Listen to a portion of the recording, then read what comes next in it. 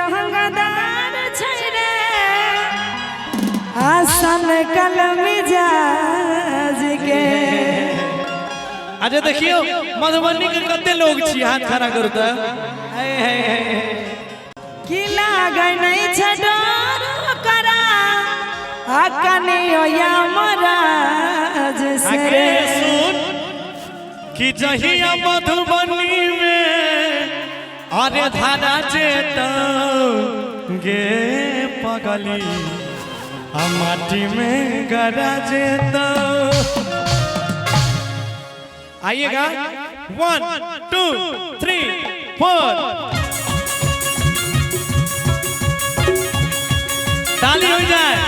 ताले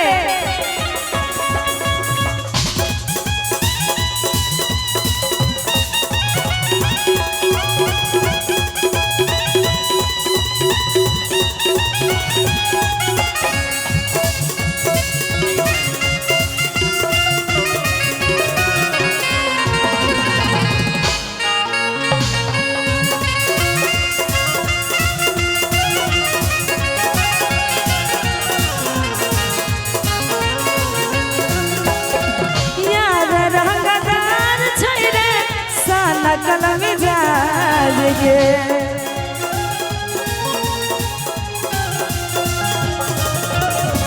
लागै नहीं छै डर करा कनियो ये महाराज से।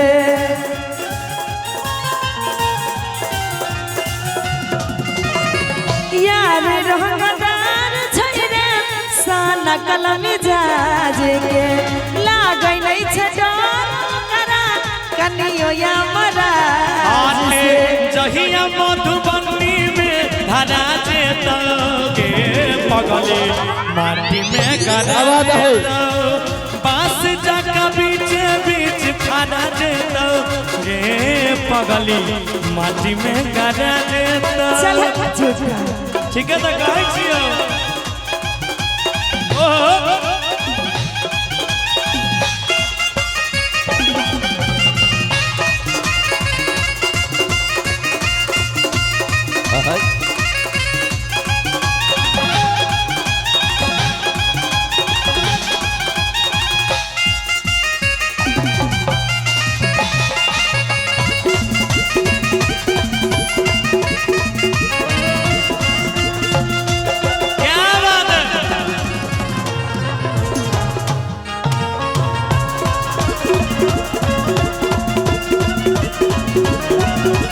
ताली ताली ताली ताली ताली।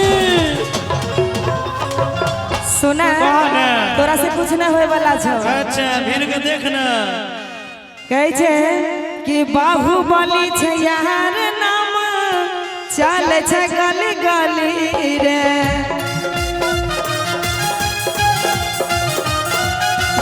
आगे आई तो जे हमारा जिला चढ़ जैतौ बली गे। तोरे दम भागला बाहुबली छै यार नाम चल छै गली गली रे। आई तो जे हमारा जिला चढ़ जैतौ बली गे। आ सुना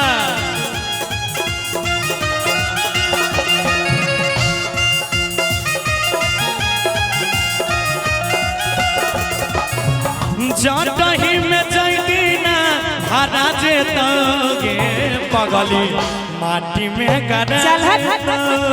बांस जका बीच बीच फड़ा जेत गे पगली माटी में गरा जेत।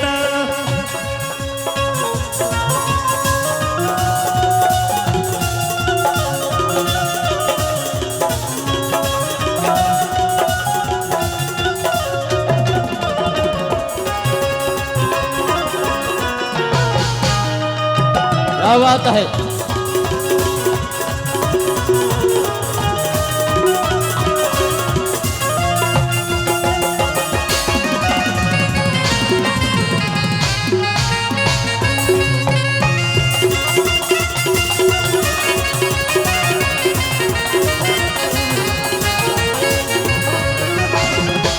सुना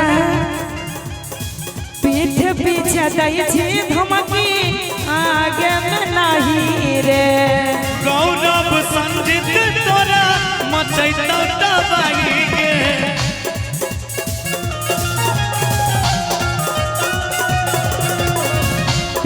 पीछे दै छी धमकी आगे में नहीं रे गौरव कुंदन तोरे मचैतो दबाइगे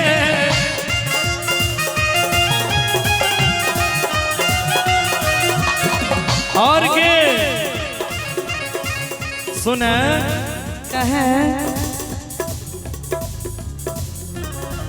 फूल बरस में जे दिन पकड़ा जेता